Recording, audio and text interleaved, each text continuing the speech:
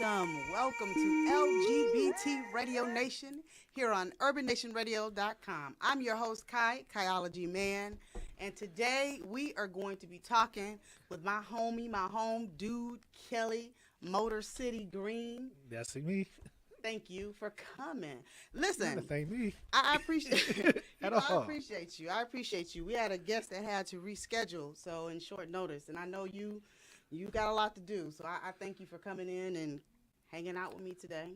My buddy. We go back like, man, go way back. Like, pantyhose two sizes too small. We just that tight, Right. Kelly is my dog. Like, we have good conversation, and we haven't had one in a while, but, usually we've been both kind of busy, and we'll call each other, have some conversation, and or either have like some lunch or whatever. Right, starters, yes. Yeah, we gotta, our deal is starters, and right, we just go and have like a little powwow. Got to. I want to tell y'all, Kelly has a blog called Holla If You Hear Me. I want y'all to, if you're sitting at your laptop, I want you to open up another tab and go to hollaifyouhearme.com. And that's HOLLA ifyouhearme.com. Right, Kelly? Right on. Tell our listeners about your blog. My blog is more or less an extension of myself. I really care about the city of Detroit. Is really a lot of things going on in the city. A lot of people have been put down, beat down in the media, locally as well as nationally.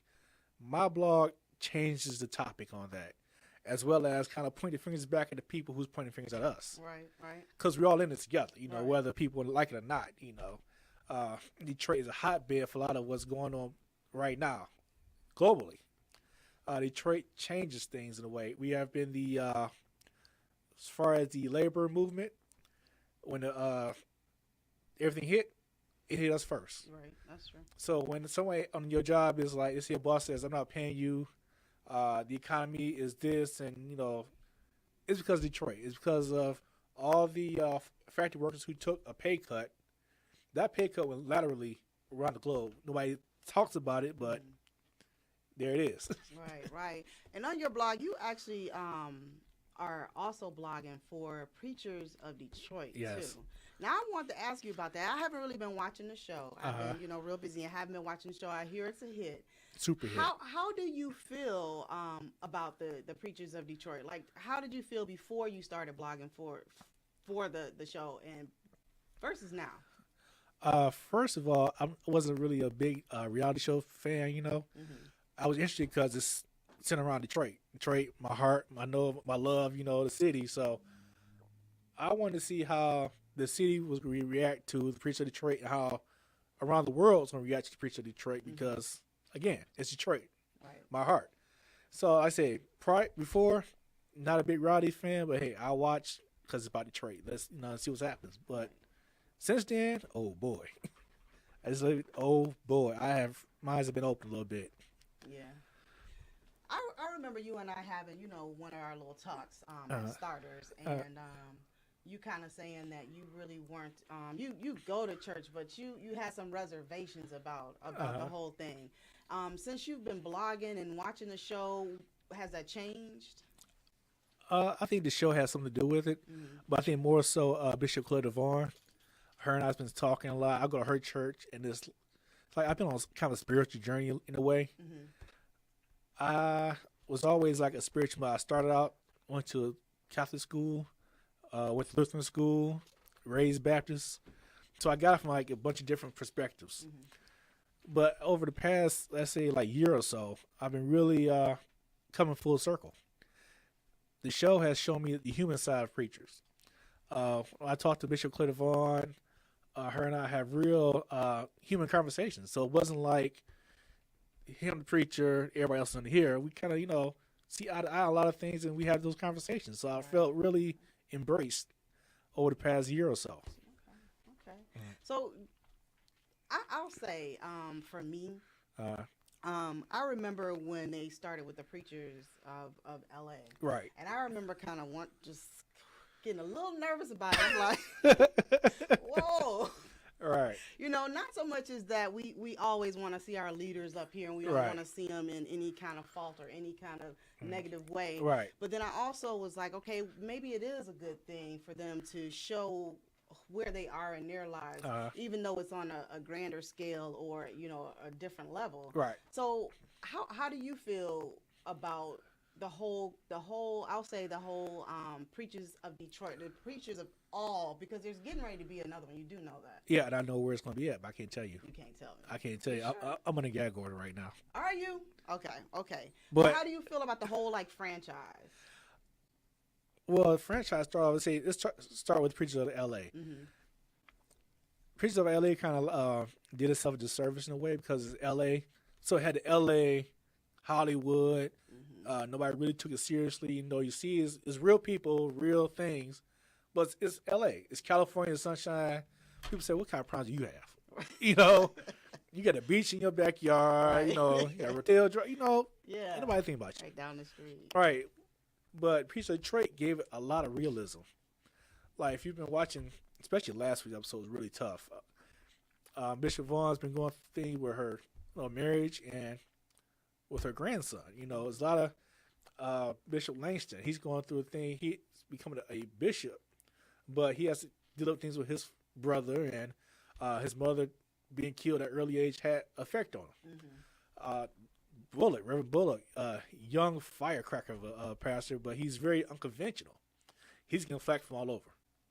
So you see these pastors who are not necessarily on grand stages in a small market such as Detroit, carving their way through life, and as well as holding on to these congregations. So it brings a lot of realism, and I really do enjoy that. By the way, the photography, outstanding. Yeah, I've been hearing some good feedback about that. Yes. You know, how they're really showing Detroit in a positive light. Yes, they are. So yes, that's they a are. Good thing. That's yes. a good thing. And I know you have been, for your personal self, you have been working on a book. How's that been coming along? Tedious. Tedious? Because I'm not trying to write a fictional story. I tried that, and I realized I'm not good at it. Yeah. But I think it's going to be more another extension of myself, though, where I'd have a social commentary. It's going to be really insightful. I bring a different mindset and different perspective on a lot of different things. I'm trying to get in this book, give some people something to think about. I'm not trying to preach to anybody, but I want after read the book to think about where you are, your impact on life. Don't look for people to impact you. Think about your impact. I don't think we think about that enough. We don't.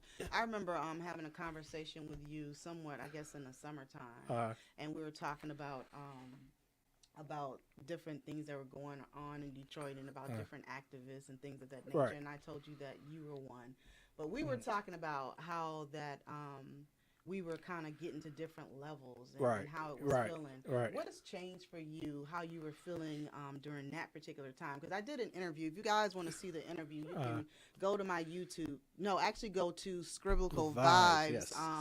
YouTube channel, and you can find it on there. And Love Scribblical Vibes. Bomb. And that's going to be of Kelly. And I think it's a candid conversation with Kelly Greene. So check that out. But yes. We were talking about how you're moving through different levels. Yes. And how you were feeling at that time. And I don't know if you care to kind of share a little bit about what you were feeling that time and then tell us how you're feeling now. I think at that time I was going through a lot of changes, and I still am. And think about it, now I've embraced the change. I'm moving. I was telling a friend of mine the other day, I said, I'm this close to something beautiful, but I got this much to do, Right? Yeah, but I think it's relevant to Detroit. Detroit's going through this change. Detroit is this close to something beautiful, but Detroit has this much stuff to do, and I'm willing to accept it. At first I didn't accept the whole activist moniker, but I think I'm warming up to it. A lot of people value what I have to say or what I have to think. And I'm kind of awed about it. A lot of people who I've kind of talked to, looked up to in the community, like, hey, I read your stuff. You good guy. I want to talk to you. I'm like, really? You kind of ask yourself, like, okay, this is about something. If at one time where you just want to get some stuff off your chest, but people are taking notice, and I'm embracing that now. Cool. I talk a lot about like self-love and self-growth and Yes. because for me, I think it's a big major part of anything that you do. You cannot, if you don't grow and love yourself, you can't really do a whole bunch. Right. How have you began to love yourself differently now than you have in the past? Well, in the past, I say early in my, I think early 20s, late 20s, I kind of like battled with a little bit of depression off and on. And then I had to learn, go from where the plant, while I worked at American Axle, you made a ton of money, you partied all the time, you really didn't think about yourself. So when I lost my job at the plant, everybody got canned, Mexico. I had to learn about myself. So once I learned about myself, I started to love myself after that. So I went through this whole 360 change. And now my self-love consists of me time, vegging out, It's not consists of let's go party, raise hell, do all that. It's more or less internal than external. Gotcha. Okay, so how much do you think you were talking about a little bit as far as you got this far, you have this far to go, but you got this much to do. Yeah. So tell me, what things do you believe that you have to do in order to get to where you're going? Oh, I have to learn how to be consistent. I'm a feeler, so I pretty much go off of how I feel, and your feelings can be super inconsistent. Yeah. True. Yeah, and I have to learn how to be consistent with, when dealing with my feelings and just kind of like powering through. And I'm getting a dose of that now. So everything going on, I'm really learning that part of it. Then I had to learn focus. I think you really helped me my focus. Like we talk, because after we have our talks, I'm good. I'm like, okay, I see where I had to go now. So, but again, I had to learn my own focus, because anything just like yesterday, it was the news article, the guy getting beat up by the cops. That took me off my whole square the whole day. Just for one video. Yeah. So I have to learn to not let that stuff just kind of power through that. Right. I still have a voice. I still have agenda. I still got things to do. All right. Well, on that note, we're going to take a quick break, and we will be right.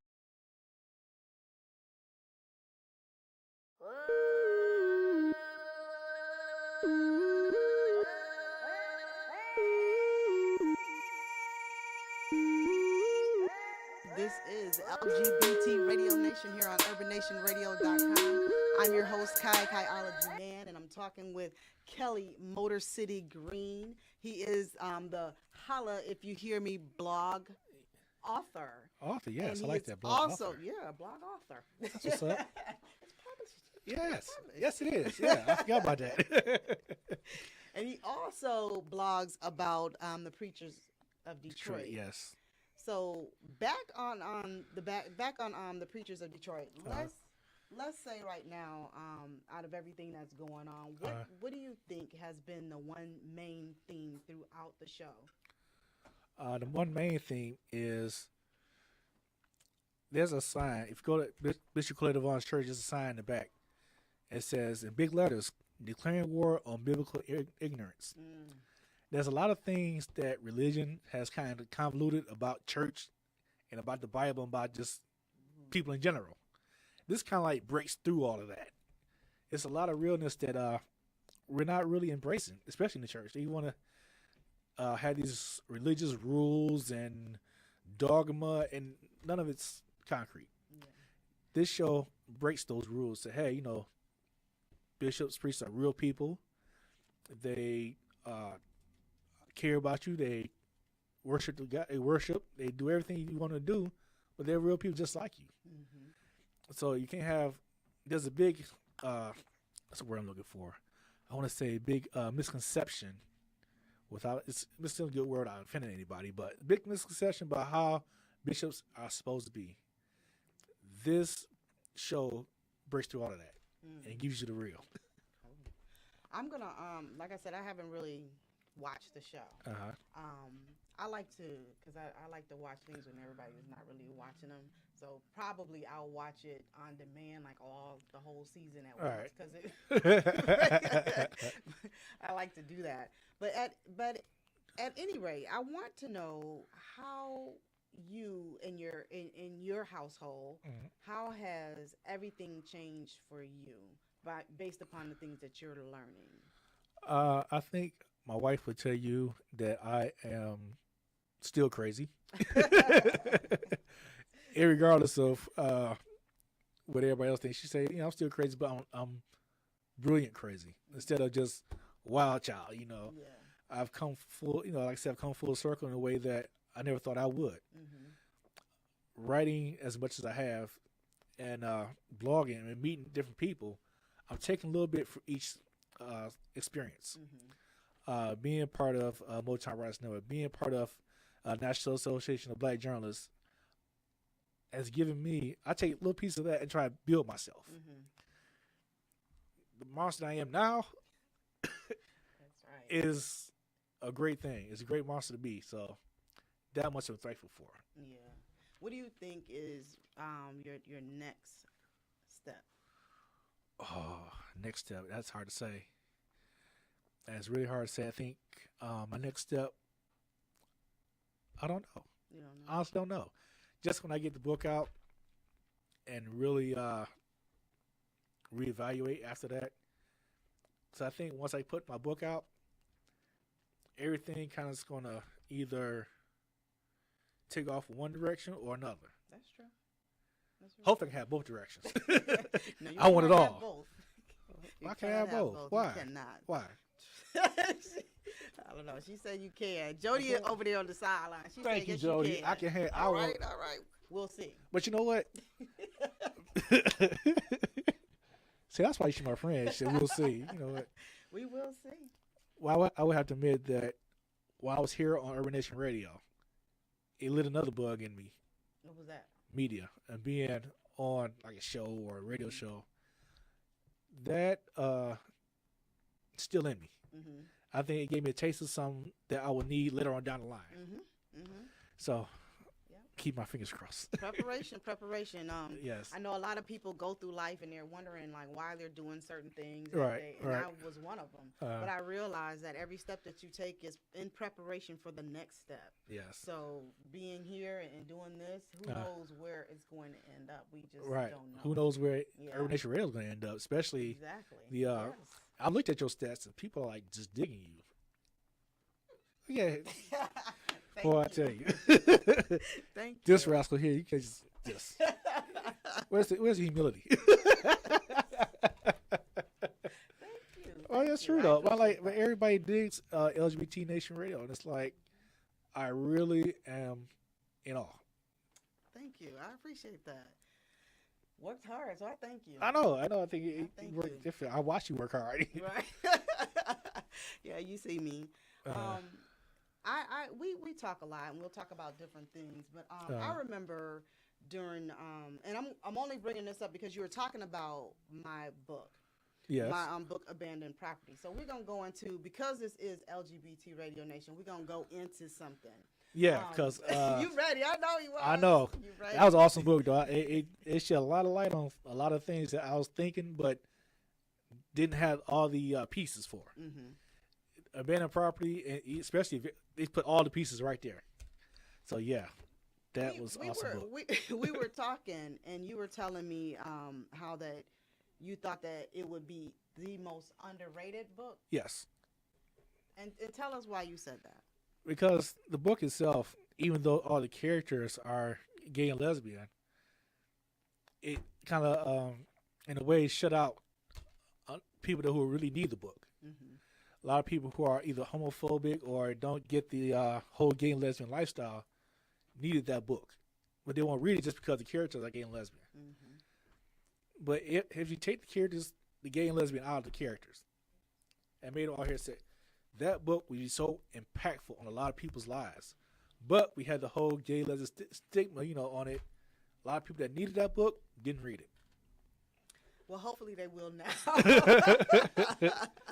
Trust me, get the book. I mean, those characters really went through a lot. And I see those characters in a lot of different people.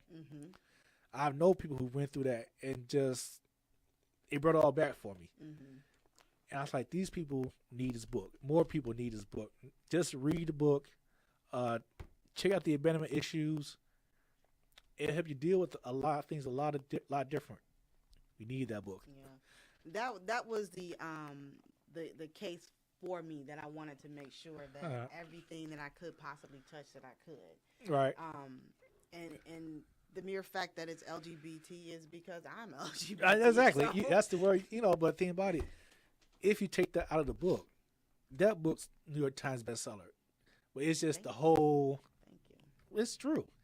It's just the whole, and it's the climate we're in, and it's stupid, but we're gonna change that too. We're gonna talk, and that's why you're here. And we talk all the time about. I thought because I was cute.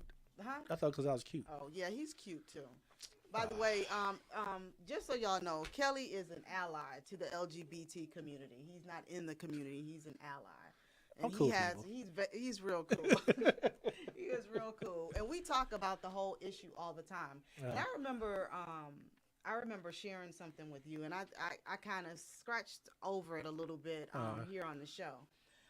And I did an interview with Monica as well, and I kind of scratched over it as well. Well, yeah, could scratch over stuff. We need the meat. Right. I am not going to scratch over it today. Okay, good. Since you're here and we're talking, let's do Jody's got me cracking up over there.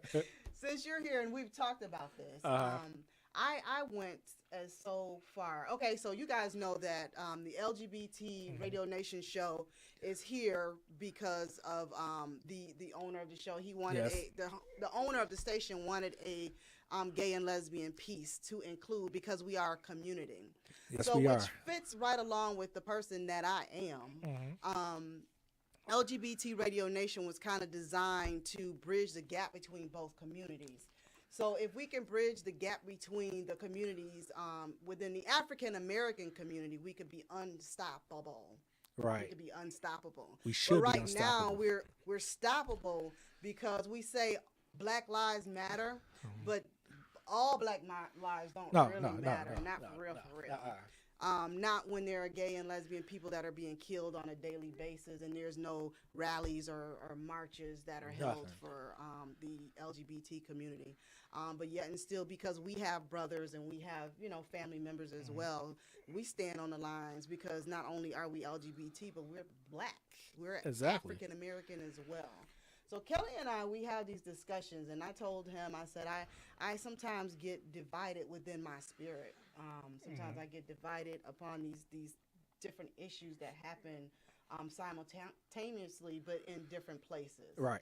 So I often wonder, when will we get to a place where somebody who they sleep with doesn't matter anymore. The color of somebody's skin doesn't matter anymore. And I'm not talking about black and white. I'm talking about light and dark. I'm talking about all those different human natural hair versus straight hair. Just all these different silos that we have in our community is just crazy. And the stereotypes that we have within these communities and outside of the communities are just crazy as well. Yep. So we talk a lot about you shared something with me, and I don't know if you really want to share it. I'm going to just hint on it a little bit, and you tell me if you want to share it or not. I think you were down south somewhere, and I don't know how the conversation Oh, no. Couple conversations came up. Okay. Because I'll tell you the main one. Okay. Did I tell you about the Chick-fil-A? I was mad about that? Yeah. Okay. Go ahead and tell our listeners, though. Okay. A couple years back, last presidential election, Barack Obama versus Mitt Romney. So, the whole gay marriage issue came up, and the founder of Chick-fil-A, the owner, came out and said, well, I don't believe in gay marriage because gay marriage is against the Bible. Again, Chick-fil-A owner, and you down south. So, all these black church folk ran to Chick-fil-A. I was embarrassed. I was mad. I told my wife, what are they doing? You got all these black people, church folk, but it's the South, a.k.a. the Bible Belt. Mm-hmm. Runs to Chick-fil-A because a white guy says that he's against gay marriage. Not knowing that 10% off every dollar they spend is going to Mitt Romney's campaign. That's going to affect your community. Right. It's going to cut out a lot of stuff in your community. What are these black people thinking? Oh, man, I caught all kind of heat behind that. My cousins down south on Facebook, egging people on. And they mad at me. I don't know the Bible. Ain't got to do with that. Black folk, we cannot be running to a white guy. And this has happened in slavery time because the slave owner brought preacher out to the field, to the slaves. God said, be slaves. And you're doing this all over again in 2000, I think it was 13, 14 elections. You're doing it all over again. What is wrong with these people? Oh, that's hot at me down south, boy. That's hot at me. But it's the truth. We were good people. I know. Let's say, but look, and I had Chick-fil-A. It ain't all that. Popeyes, smart, but still. Shout out to Popeye. All right. But still, how you gonna run the Chick-fil-A because this white guy says that he's against gay marriage, but his man is going to the candidate who's going to adversely affect your community. Right. And but that's us in those silos exactly. trying to spite each other. Exactly. Don't really realize that if we just come together and figure out what our issues are, because it's not about who we sleep with. That's not the issue. I don't want to know what you and your man or your wife or whoever do in your bedroom. Right. That doesn't affect me, and it doesn't make me go exactly. gross because I don't really care. If I'm not sleeping with you, I have no regards going on your room. At all. Right. At all. Even if I think you're cute, still. You said if I think you're cute. Even if I think you're cute, whatever is going on between you and... Yeah. I'm not in your bedroom. At all. I don't know what needs to happen, but I've got some ideas in my head about what I really want to do because I think at this point, it's getting to be ignorant in 2015 too. But think about it, in 2015, if you look at the latest proposals going to Congress, now there's one bill that passed that's really detrimental, and that's the Religious Freedom Act. Mm-hmm. Now that act was stated to go against Obamacare and what you can afford and all that stuff. But there's a guy right now in South Carolina that's refusing to serve black people at his restaurant because of says against my religion. Now, fast forward or think laterally. Mm-hmm. It's against, let's say somebody's real religious, has been say, I won't let gays in my business. I can just, and it's happening. And it said, but think about it, now that is protected by Religious Freedoms Act. So now they lumped black folks and gays in the same, category with this new act. And what we're going to do? It passed. And it passed on Republicans' agenda. On that note, we're going to take a quick break. Because Kai going to have me heat up in here talking about Republicans. We're going to let Kelly cool off a minute. Right. But this is LGBT Radio Nation here on UrbanNationRadio.com. Don't go anywhere. We'll be right back. Right back.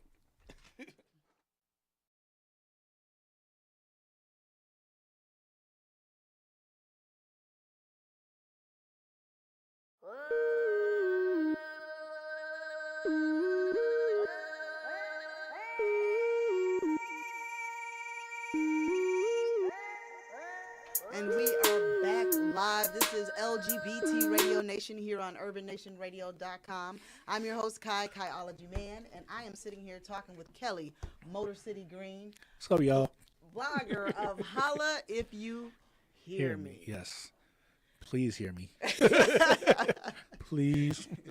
Now, we were talking before the break. We were talking about the African American community and all the different silos that we have. Yes. And how that the LGBT community kind of, I won't say splits it, but that's a piece of it as well. And how that we need to come together and talk about these issues. Right. But the truth is, though, that people are not really embracing.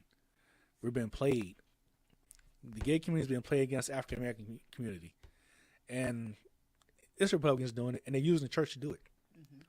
They're coming up with all these religious freedoms acts, religious bills aimed against the gay community, but they're going to affect African American community as well. What they go against the LGBT community, they take away from the black community. They say, in order to get this, you got to give us this. And the church folk going, all right, we give it to because God say he don't like gay people. God didn't say that. You can find nowhere in the Bible said God hates gays. He don't say that nowhere. But well, what about the thing where they're talking about Lot and the whole? Oh, the salt and pillow stuff. Yes. What about that? Okay, let me ask you a question. What about it, Kelly? There was gay and lesbians in ancient Rome. Mm-hmm. There is gay and lesbians now, right? Mm-hmm. Yeah. If God didn't want gay and lesbians in the world, he was just, that's it. No more gay and lesbians. He didn't do that. Because, well, why? Because everybody's human. Human beings. There's no difference between human beings. So why go against these people who are your brothers, sisters, cousins, whatever, because somebody else told you what God said? The book's in front of you. Why are you letting somebody else tell you against these people? And you're not really doing it from a biblical or church point of view. You're doing it from a political point of view. You got Republicans telling you, like, yeah, you know, if your church is going to tell you this, we're going to give you this. But we're going to take from your community at the same time. So we're getting hit in all areas. Exactly. Is what you're saying. It's a one big shell game. I take it back to the Jesus himself. I take it back there because if you read like the New Testament, Jesus ain't say nothing about nobody. When he went through the Beatitudes, he didn't say anything about same-sex people. He didn't say anything about that. The whole message that he preached was just love. Yeah, love everybody. Love everybody. He didn't care who you was. Like when they said when the harlot, you know, the prostitute went to him, it's like, oh my gosh, prostitute, don't you know, his girl's being, don't let her touch you. He's like, she can touch me. She cool. She right. People. He didn't die for certain people. He taught everybody.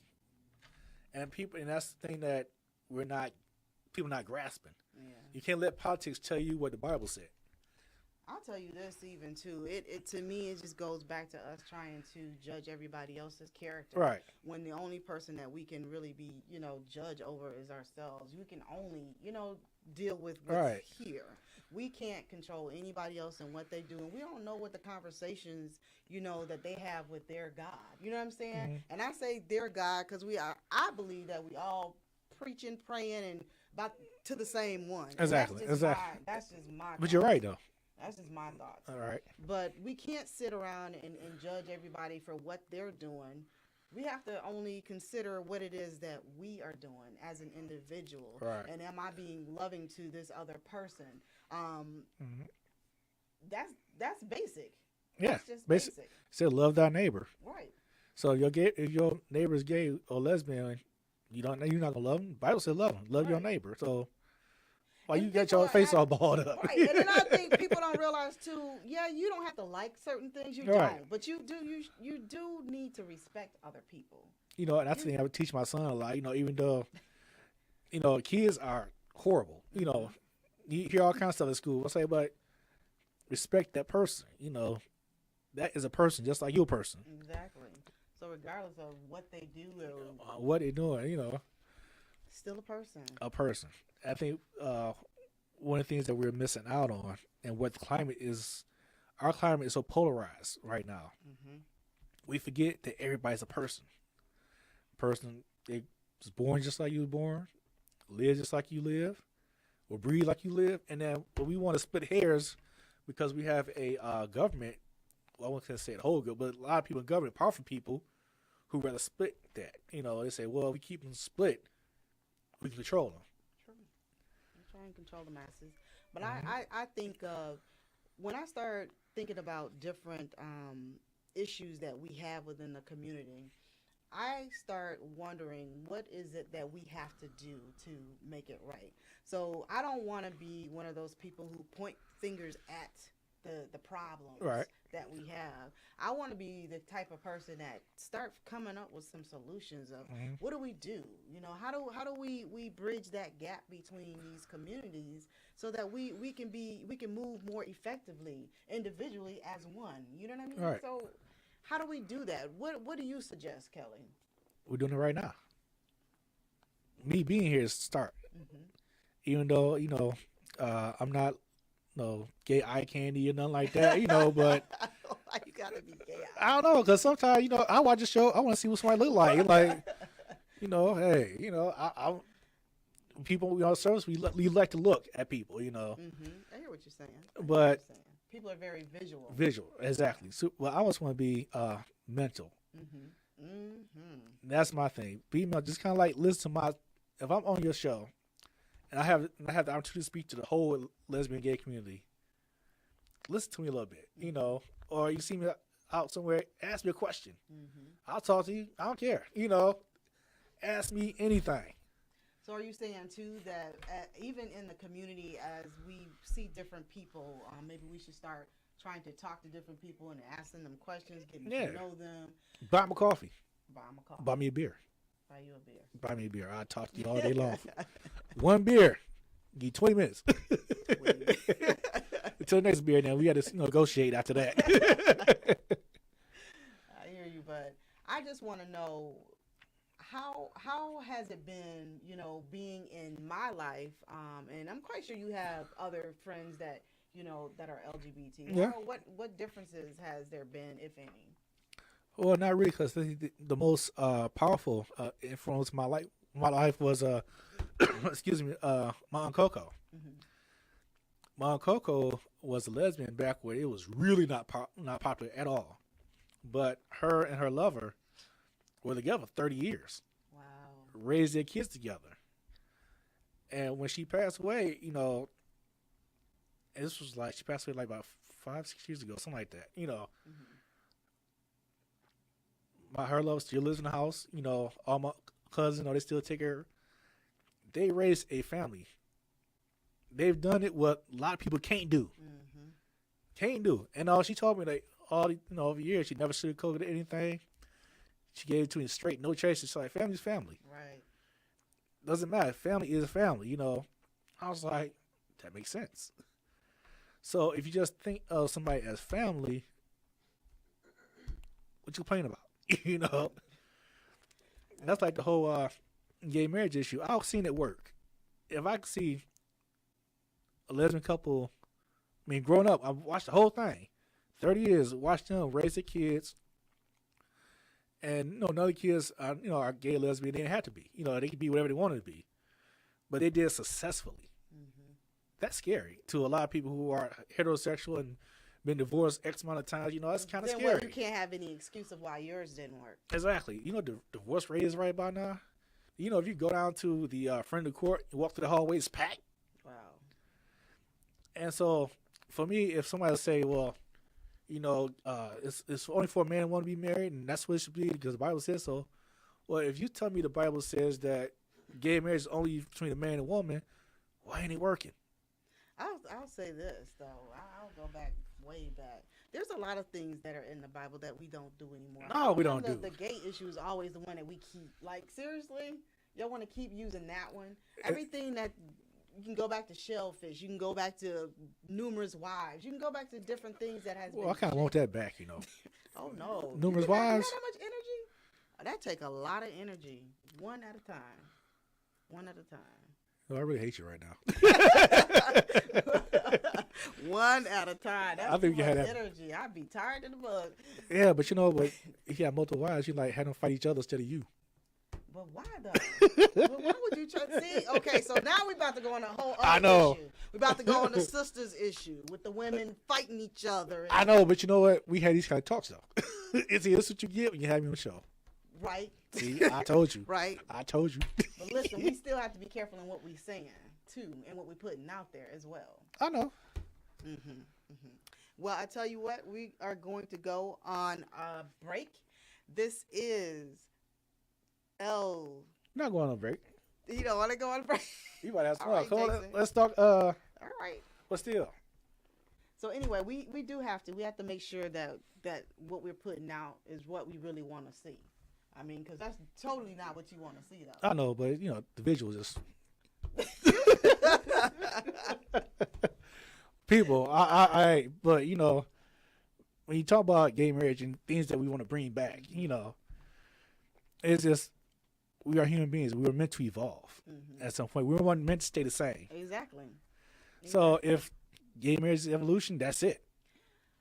You know what I see? I don't know. I've been feeling a shift in the universe, and even though there are some things that are kind of staying the same, right? There are some things that seem to be changing. The balance, the scales are changing. Yeah, they are. And I can feel it happening. Can you feel that shift? Yeah. You can feel that shift. I believe that some churches, and this is just me, I could be wrong, but I believe that there are some churches out there that are major churches that really want to say that it's okay. Yeah. But they are trying to wean their church, and they're trying to open their churches up, and it's taken a while, but I do believe that it's going to happen. For some reason, I do believe that it's going to happen. Yeah, because Bishop Kelly Greene said something to that effect last Sunday. So I was like, really? You're coming around. Wow. But I'm kind of I'm happy about it, because I think we're, again, splitting each other up to a point where pretty soon you live by yourself. Exactly. You'd be hermits, everybody, because we don't split our hair so thin to where we can't be around anybody else.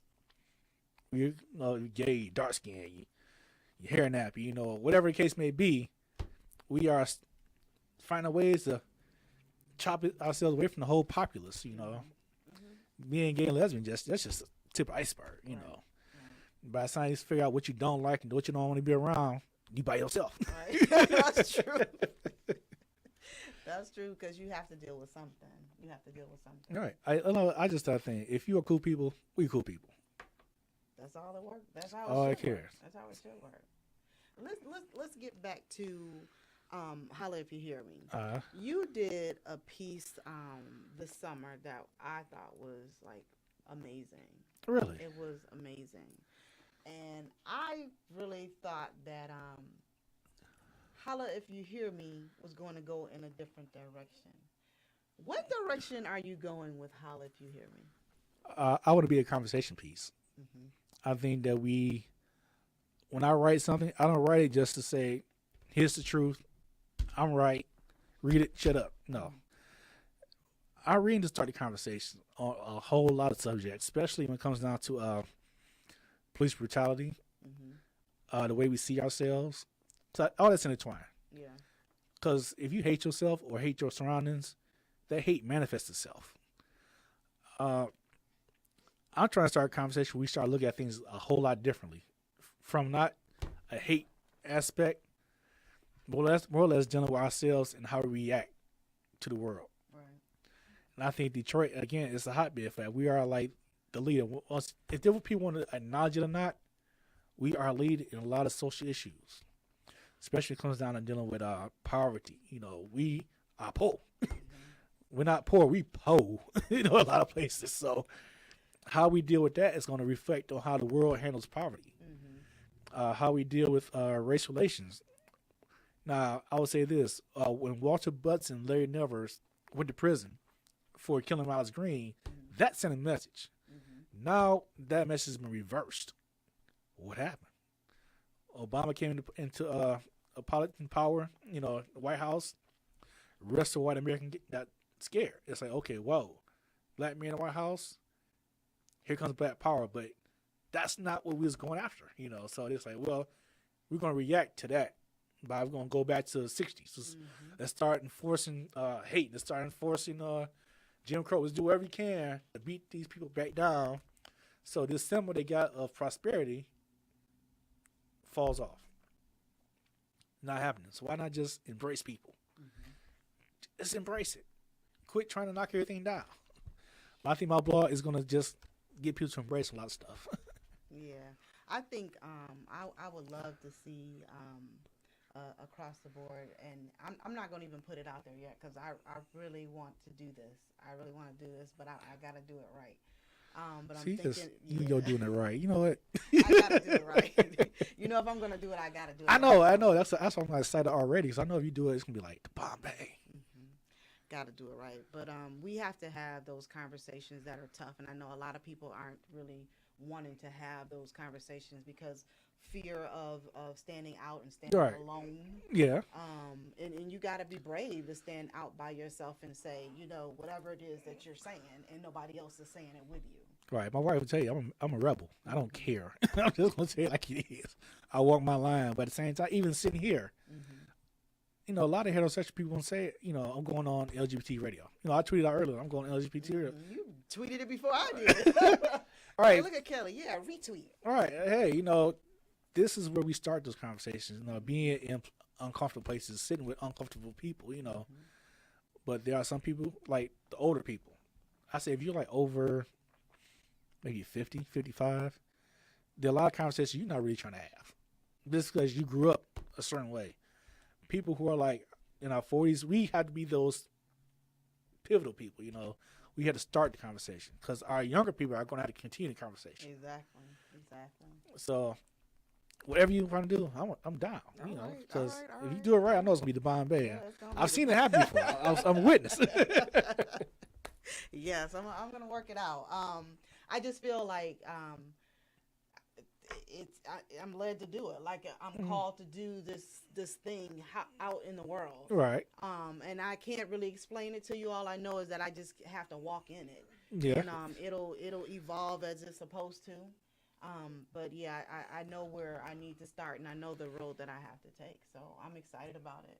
I'm excited for you. I'm excited to be just on the sideline watching, like, damn, that girl doing her thing. Thank you. Thank you. So that's my buddy right there. Yeah, those starters, the wings, and just sitting there having a conversation, and it's been a let go, like a release, and just be able to just enjoy one another. I haven't drove you crazy at all. I'm surprised. At all.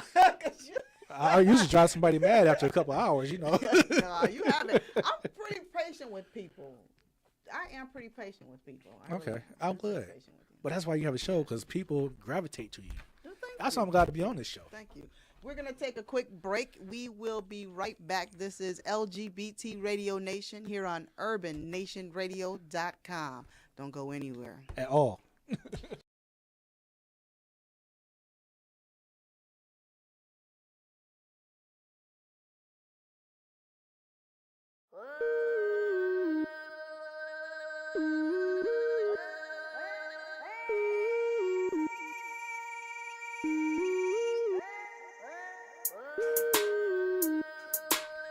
Back live. This is LGBT Radio Nation here on UrbanNationRadio.com. I'm your host, Kai Kaiology Mann, and I am sitting here with Kelly Motor City Greene, blogger of Holla If You Hear Me. Hear me. Holla if you hear me. Please hear me. Read it.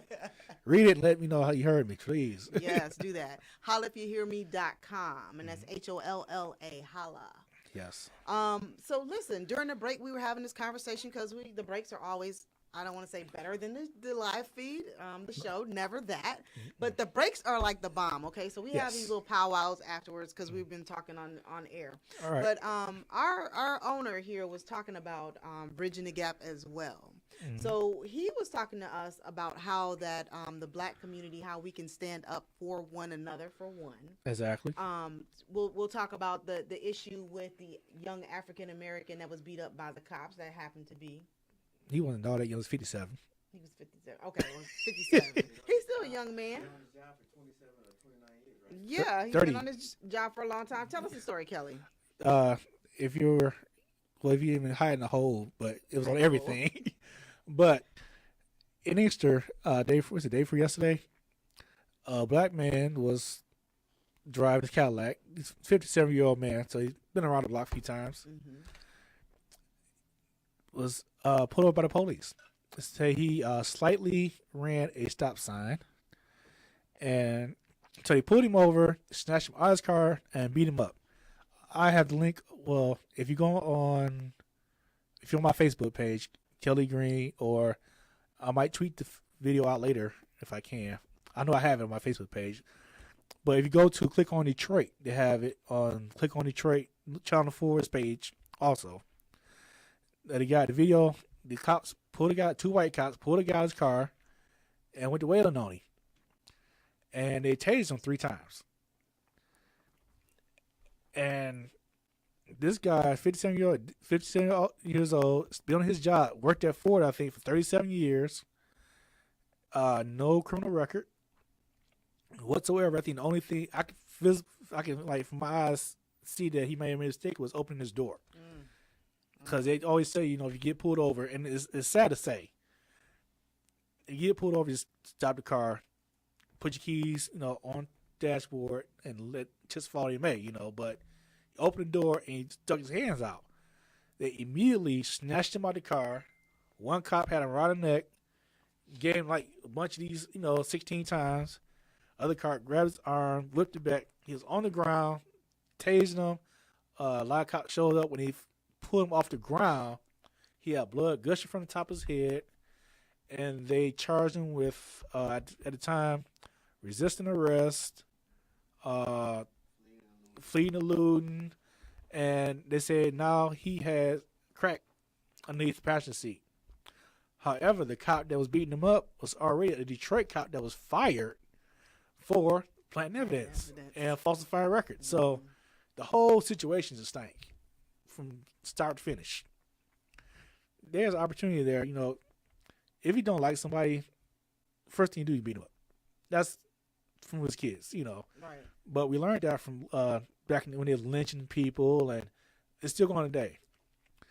And for me, nobody has the right to be beat up, just because you don't like that person, just because that guy was black in a Cadillac, coming through Inkster, the cops decided to beat him up.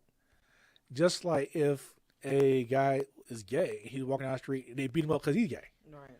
Why are we beating people up? Why are we allowing people to get beat up? So first of all, we need to come together and say, you know what, we're going to march for this guy, Inkster. We're going to have to organize. We're going to reach out to the gay and lesbian community and say, hey, you guys are great at organizing because they got a lot done. Trust and tell me. I read this stuff. Gay and lesbian community gets a lot of stuff done. We need that. But how about this, though?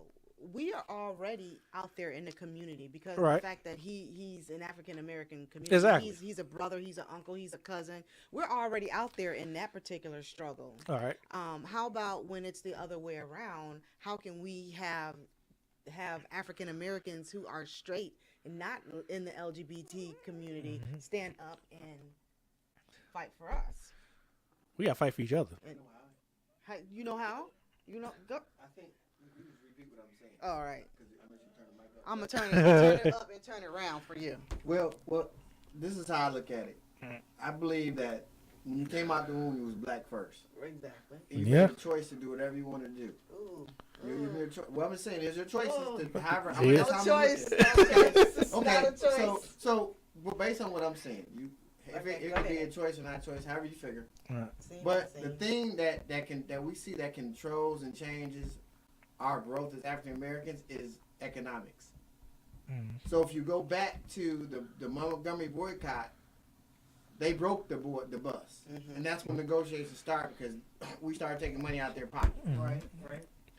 If we're actually a $1 trillion economy right now, that's where we need to start at, because gays and lesbians are part of that $1 trillion economy. Exactly. That we need to embrace and come together and say, you know what you do at home in your bed is what you do. That's your choice, right? Some married men that never get any sex. They playing pocket pool all day. Wow. So at the end of the day, at the end of the day, and if you really want to be honest about what's going on, that pocket pool. Leave that out of it. Right. Let's say, how do we come together at the end of the day? Come together and move our people forward. Yeah. And this I used to have gay issues with gay men. You know what I mean? But now I got some gay dudes. They real cool with me. They'll be like, okay, Jason, what's up? What's going on? What you need me to do to help? So you need to embrace people for who they are. But the way to come together, like you say, if a gay person has an issue, how does a straight people come? Let's tie it together through economics. Because I'm sure, I actually had a gay boss before in Chicago, Illinois, and we didn't know he was gay until somebody was at the table gay bashing. Then when that guy did get his promotion, Right. and I got his promotion because I wasn't gay bashing, he understood. Right. So I think that needs to be the talk, because really it's about economics at the end of the day. How about this though, Jason? How about a lot of people who don't even know what the word economics means? That doesn't mean anything to them. How do we get those people at the table to have this conversation that we are all one? You have to layer the education, because you got to meet people where they are. And I learned that from social work. You have to meet people where they are. People are in different areas, and you have to be open to listen to where they are. And as a leader, you got to take them where you need them to be. Okay, so how do the black male is the most, I won't say the most the most homophobic, but in a sense they are. Let's take that out of the equation. But how do you take that out of the equation when a black male sees another male who happens to be gay, and the first thing that he goes is way over here? How do we start changing their mindset to not look at this person as a gay person or somebody who likes to dress effeminate? How do we change that? You got to tie it to economics. I just talk to the guy. You see what's happening. Two things: you got to talk to him, right? But you got to tie it to economics, because see, what this guy does has nothing to do with you. I just say you never know somebody until you sit and talk to them, and that's been my whole thing, my entire life. If I want to know something about somebody or get to know something, ask them a question. But they don't want to know. They don't care. It's not. They don't care. I'm just trying to figure out how in the world can I get those particular men to be a part of the conversation, for the simple fact that they are heterosexual men. And they're like bashing gay men. Because I was taught. And I understand that. How do we bridge that? How do we change that? What do we do? We got to get these people in the same room. Like, why do I care that you're wearing a pink shirt? Like, what does that matter? I shouldn't care. I just like to wear pink. Pink don't look good on me, just for the record. But, put these people in the same room. Say, hey, we're going to have a discussion about improving our community. The real people who care about your community will stay there, because building our community is more important than the issue I have with the man next to me. Then if somebody doesn't want to be in that room, then we don't need that person anyway, because they are part of the problem. We need to go get people together who are going to say, you know what? My community or our community is bigger than issues we have with each other. Once you start there, then everything else kind of takes off from there. Then the people in that room go to the individual communities and say, look, I just sat down and talked to these people about helping our community. I'm about to say what we just talked about.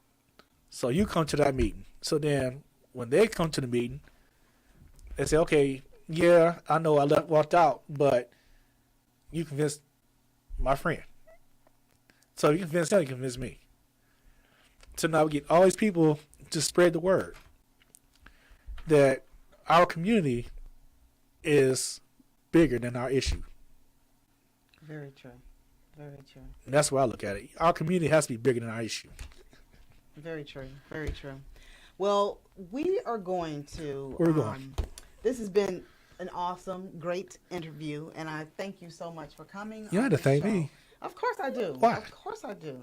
Because you're my friend. You're my people. Like I said, you never have to thank me at all. We go back like that. That's cool.